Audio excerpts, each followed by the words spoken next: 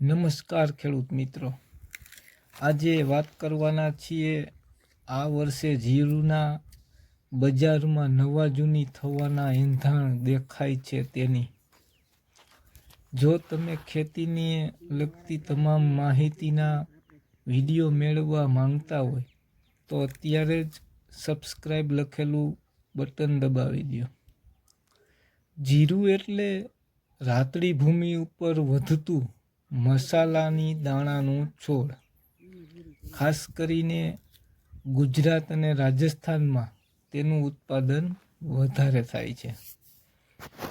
જીરુંનો ઉપયોગ ખોરાકના સ્વાદ માટે તેમજ આયુર્વેદમાં પણ થાય છે.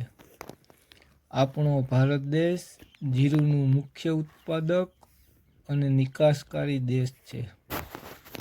ડિસેમ્બરનો કમોસમી વરસાદ જીરુના પાકમાં કંઈક બગાડ સગાડ કરે કે ન કરે એ 2 નંબરની વાત છે, પરંતુ રાજસ્થાન અને ગુજરાતના જીરાના વાવેતરમાં સરકારી આંકડા કરતાં વધારે કાપ મુકાયાનું ચિત્ર ફિલ્ડમાં દેખાય છે.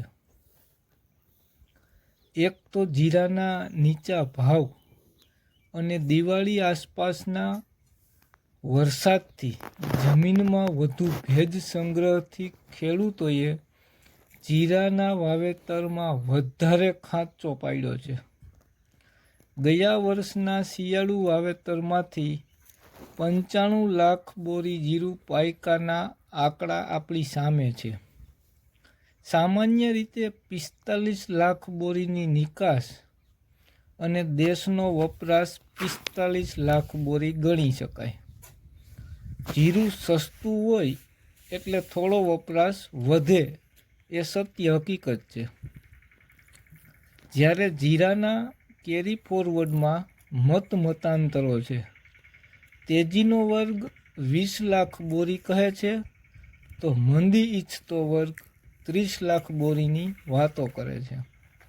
આ બંને વચ્ચે આપણે કેરી ફોરવર્ડ 25 લાખ બોરી ધારીને ચાલીએ. ગયા વર્ષનો ક્રોપ 95 લાખ બોરી સામે ઓણસાલ ઘટેલ વાવેતરે 80 લાખ બોરી નવો પાક ધારીને ચાલીએ. કેરી ફોરવર્ડ સહિત કુલ 105 લાખ બોરી પુરવઠો થયો. હવે જો આગામી દિવસોમાં હવામાનનો ડખો ઊભો થાય તો 15 લાખ બોરી ઘટે એવી ધારણા કરીએ અને સામાન્ય રીતે 45 દિવસ પછીના જ દિવસો જીરા માટે ભારે ગણાય. હવામાનની નજર લાગે તો કેવડો બગાડ આવે એ કહેવું મુશ્કેલ છે. એટલે જીરાના ભાવમાં આ વર્ષે નવા જૂનીના એંધાણ દેખાય છે. ખેડૂત મિત્રો, રોજ ખેતીની આવી અવનવી માહિતી માટે અત્યારે જ ચેનલ સબસ્ક્રાઈબ કરો અને આ માહિતી તમને ગમી હોય તો લાઈક શેર કરી અને જીરા વિશે તમે કંઈ જાણતા હોય અથવા તો તમારે કંઈ જાણવું હોય તો અમને કોમેન્ટ બોક્સમાં જણાવજો. આભાર.